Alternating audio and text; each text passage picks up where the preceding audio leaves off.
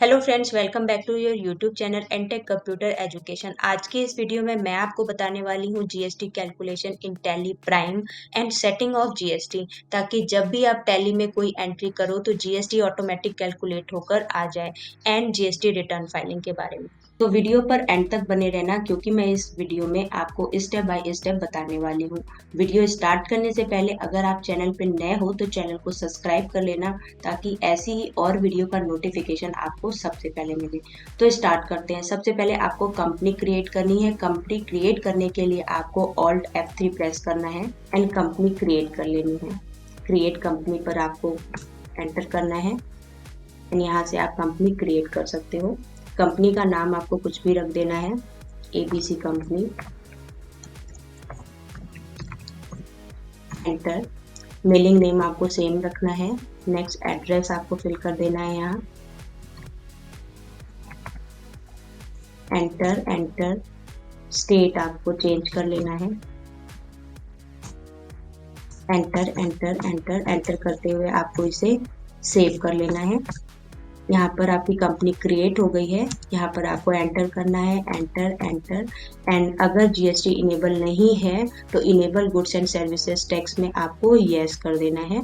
Yes करके इसे save कर लेना है। स्टेट यहाँ पर आपको रेगुलर करना है। Registration type enter enter enter enter.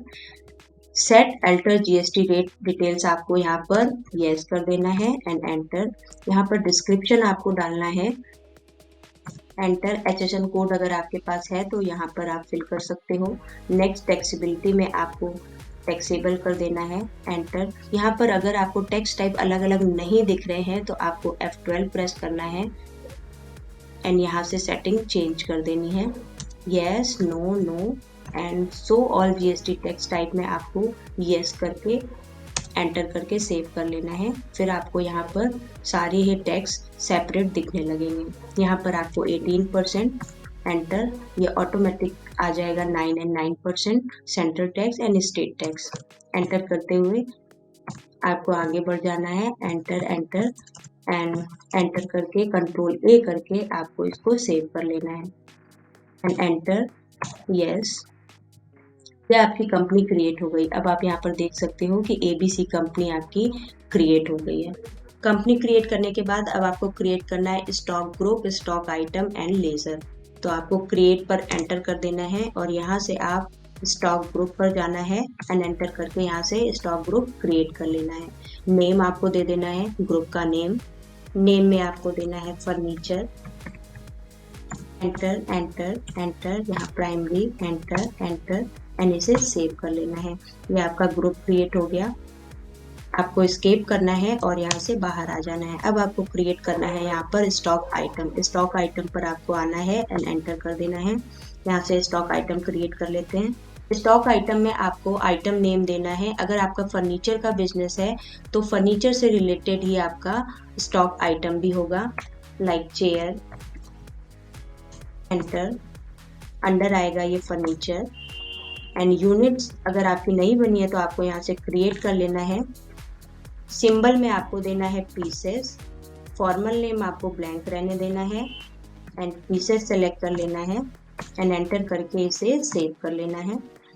Next आपको आ जाना है, एप्लीकेबल इसे रहने देना है and set alter GST detail में आपको यस कर देना है। यहाँ से आपको डिस्क्रिप्शन ऐड कर देना है। डिस्क्रिप्शन में आप फर्नीचर ऐड कर सकते हो। एंटर। HSN कोड है तो आपको ऐड कर लेना है।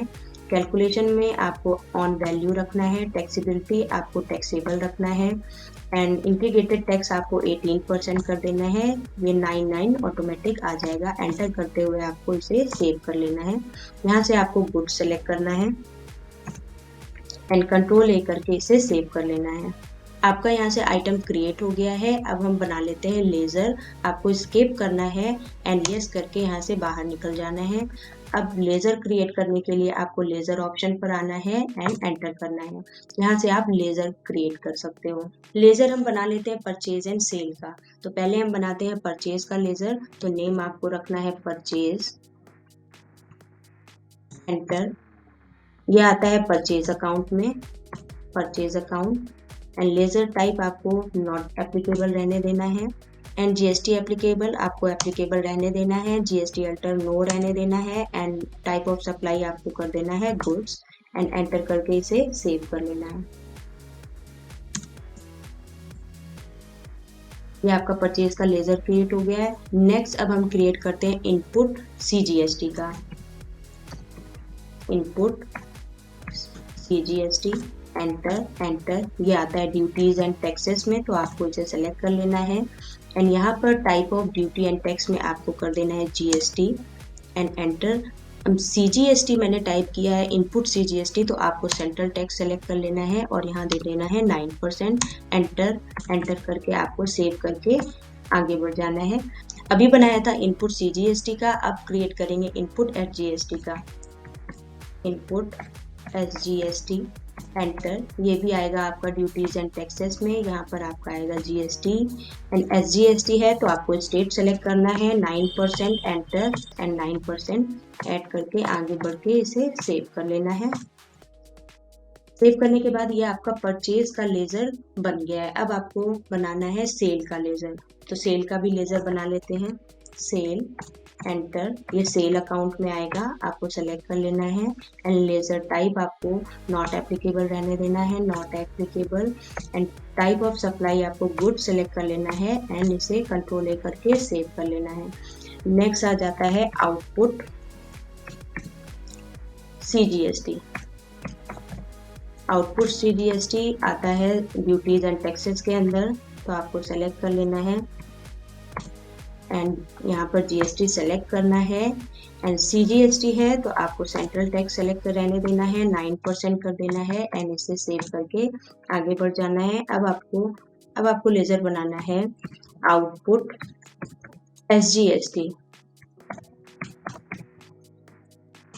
एंटर ड्यूटीज एंड टैक्सेस रहने देना है एंड जीएसटी सेलेक्ट करना है। एंड एसजीएसटी है तो आपको स्टेट सेलेक्ट करना है, 9%। एंटर करके इसे आपको सेव कर लेना है। ये आपका लेजर क्रिएट हो गया। अब आपको यहाँ से बाहर निकलना है, एस्केप करके एंटर कर देना है। ये आपका लेजर बन गया। अब हम बना लेते हैं वाउचर। तो वाउचर में आने के लिए आपको स्केप करते जाना है। यहाँ से आप आ जाओगे वाउचर पर, एंटर करना है, यहाँ से वाउचर क्रिएट कर लेते हैं। पहले हम बनाएंगे परचेज का वाउचर, तो आपको F9 प्रेस करना है एंड परचेज सेलेक्ट हो जाएगा। देन यहाँ पर आपको इनवॉइस नंबर ऐड कर देनी है, डेट आपको सेलेक्ट कर लेनी है, पार्टी नेम यहाँ पर आपको देना है, कैश में कर रहे हैं पेमेंट तो आपको कैश रखना है। एंटर करते हुए आगे बढ़ जाना है। यहाँ पर आपको कैश रखना है, कैश। स्टेट आपको पंजाब, इंडिया, कंट्री। एंड यहाँ पर रजिस्ट्रेशन टाइप आपको रखना है रेगुलर। ये बात आपको याद रखने की है, यहाँ पर आपको रेगुलर ही सेलेक्ट करना है। सेलेक्ट करके एंटर करके आपको इसे सेव कर लेना है। देन परचेज, यहाँ पर आपको देना है आइटम नेम। तो फर्नीचर के अंदर हमने आइटम लिया था चेयर, तो आपको यहाँ पर चेयर सेलेक्ट कर लेनी है। एंड क्वांटिटी देनी है कि कितनी क्वांटिटी आपको परचेज करनी है। तो फॉर एग्जांपल हमने 200 सेलेक्ट कर लिया। एंड किस रेट से आप ले रहे हो, तो रेट मैंने सेलेक्ट कर लिया 300 के रेट से। एंड इसका कैलकुलेशन ऑटोमेटिक हो गया। अब आपको एंटर करना है, 2 टाइम आपको एंटर करना है। अब आपको यहाँ पर प्रेस करना है input CGST. Input CGST press करते ही ऑटोमेटिक जीएसटी कैलकुलेट होकर आ गई। अब आपको एंटर करना है। अब आपको यहाँ पर टाइप करना है इनपुट एसजीएसटी। इनपुट एसजीएसटी पर आप क्लिक करोगे और ये ऑटोमेटिक कैलकुलेट होकर आ गई। ये आपका परचेज का वाउचर बन गया है। अब आपको इसी तरह सेल का बना लेना है। एंटर करते हुए आपको आगे बढ़ जाना है, सेव कर लेना है। अब सेल का वाउचर बनाने के लिए आपको F8 प्रेस करना है and party name cash. Enter करते हुए आपको आगे बढ़ जाना है एंड कैश सेलेक्ट रहने देना है। एंड रजिस्ट्रेशन टाइप आपको यहाँ पर रेगुलर सेलेक्ट करनी है एंड एंटर करके सेव करके आगे बढ़ जाना है। सेल सेलेक्ट करना है एंड आइटम नेम आपको यहाँ से फिर से चेयर सेलेक्ट कर लेना है, क्योंकि हमने एक ही आइटम बनाया था चेयर का। एंड क्वांटिटी अब आपको कितनी सेल करनी है, फॉर एग्जांपल सेल करते हैं 100 का एंड रेट सेलेक्ट कर देते हैं 400 के रेट से हम इसे सेल करते हैं। तो ऑटोमेटिक कैलकुलेट होकर आ गया। Then enter 2 time. अब यहाँ पर लगेगी आपकी आउटपुट CGST एंड SGST। तो आउटपुट CGST आपको एंटर करना है एंड ऑटोमेटिक GST कैलकुलेट होकर आ गई। देन आउटपुट SGST सेलेक्ट करना है एंड ऑटोमेटिक GST कैलकुलेट होकर आ गई। अब आपको इसको सेव कर लेना है। तो एंट्रीज में आपको इस तरह से सेटिंग करनी है एंड GST ऑटोमेटिक कैलकुलेट होकर आ जाएगा। आई होप ये वीडियो आपको समझ आया होगा। फिर भी अगर आपको कोई प्रॉब्लम है GST कैलकुलेशन में या उसकी सेटिंग्स में तो आप कमेंट बॉक्स में पूछ सकते हो या फिर इस कॉन्टैक्ट नंबर पे कॉल कर सकते हो। अब देख लेते हैं GST रिटर्न फाइलिंग के बारे में, बट इससे पहले आपको GST and type of GST के बारे में पता होना चाहिए। तो पहले देखते हैं GST goods and services tax. किसी वस्तु और सेवाओं पे लगने वाले टैक्स को GST कहते हैं। ये 3 टाइप के होते हैं, CGST, SGST and IGST। CGST means central goods and services tax, SGST means state goods and services tax, IGST means integrated goods and services tax. अब ये कैसे और कहाँ कहाँ लगाए जाते हैं?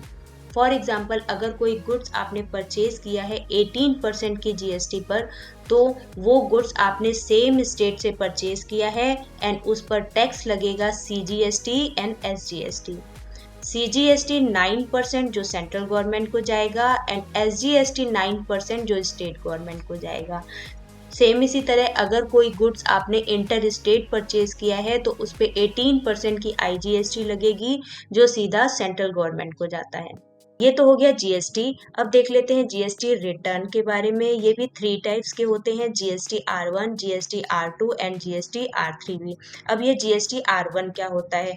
GST R1 मतलब sales outward supplies, GST R2 मतलब purchase inward supplies, GST R3 भी क्या होता है? Sale tax minus purchase tax, मतलब total goods of sale tax में से total goods of purchase tax को माइनस कर दिया जाए तो आपका GST R3 भी आ जाता है, जो आपको हर महीने फाइल करना होता है। अब ये ITC क्या होता है? ITC मतलब इनपुट टैक्स क्रेडिट। जो भी GST R3 भी आप फाइल करते हो उसके ऊपर जो इनपुट टैक्स क्रेडिट होता है उसे ITC बोलते हैं। अब एक एग्जाम्पल करके देखेंगे तो आपको और भी क्लियर हो जाएगा कि GST R2 क्या होता है एंड GST R1 क्या होता है एंड GST R3 भी क्या होता है। पहले देखते हैं GST R2 and GST R1 के बारे में, परचेज एंड सेल के बारे में। तो अगर कोई गुड्स आपने परचेज किया है 18% की GST पर और उसकी कॉस्ट है 6 लाख और उस पर CGST लगता है 9% का 54,000 एंड SGST लगता है 9% 54,000 का, तो टोटल कॉस्ट ऑफ गुड्स हो जाती है 7,08,000। मतलब जो भी गुड आपने परचेज किया है 6 लाख का परचेज किया था, उस पर GST लगने के बाद उसकी कॉस्ट हो गई 7,08,000। अब अगर आपने उस गुड्स को 10% का प्रॉफिट रखकर आपने उस गुड्स को सेल कर दिया है 6,50,000 के रेट से और उस पर CGST लगाई है 9% 58,500 एंड SGST 58,500, जो कि आपने ये CGST एंड SGST कस्टमर से रिसीव की है। जो आपने प्रोडक्ट सेल किया है उसकी कॉस्ट बनती है आफ्टर GST 7,67,000। तो ये आपने परचेज किया था 7,08,000 में और आपने सेल किया है 7,67,000 में। तो ये जो प्रॉफिट आपका आया CGST एंड SGST, जो टैक्स आपने कस्टमर से रिसीव किया है, ये टैक्स आपको गवर्नमेंट को पे करना होता है। बट कितना पे करना होता है ये हम देखेंगे GST R3B से कि कितना अमाउंट हमें गवर्नमेंट को पे करना होता है। तो GST R3B का फॉर्मूला होता है sale tax minus purchase tax. तो सेल करते टाइम जो भी आपको टैक्स रिसीव हुआ है कस्टमर से, उससे आपको माइनस कर देना है परचेज टैक्स को, तो आपका अमाउंट आ जाएगा, पेबल अमाउंट आ जाएगा CGST से भी और SGST से भी। उससे आपको जो अमाउंट आया ये 9,000, ये आपका पेबल अमाउंट है जो आपको गवर्नमेंट को पे करना होता है एंड इसी के लिए आपको GST R3B हर महीने फाइल करनी होती है। अब देख लेते हैं टैली प्राइम में GST का ऑप्शन कहाँ आता है। तो सबसे पहले आपको अपना टैली प्राइम ओपन कर लेना है एंड आपको आ जाना है डिस्प्ले मोर रिपोर्ट्स में, एंटर करना है। यहाँ से आपको आ जाना है GST रिपोर्ट पर। एंटर करना है। यहाँ से आपका आ गया GST R1, GST R2 and GST R3 भी। तो यहाँ से आप चेक कर सकते हो कि आपका जीएसटी R2 क्या है, जीएसटी R1 क्या है, टैक्सेबल अमाउंट क्या है, टैक्स अमाउंट क्या है, आरटीसी भी अवेलेबल कितना है, ये सारी डिटेल्स आप यहाँ से चेक कर सकते हो। स्किप करके आपको बैक कर देना है एंड इसी तरह जीएसटी R3 भी चेक करने के लिए आपको एंटर करना है और आप चेक कर सकते हो कि टैक्सेबल अमाउंट क्या है एंड टैक्स अमाउंट क्या है। एस्केप कर देना है और आपको यहाँ से बाहर निकल जाना है। तो इस तरह से आप टैली प्राइम में जीएसटी रिपोर्ट भी चेक कर सकते हो। So don't forget to like, share and subscribe. Thank you for watching.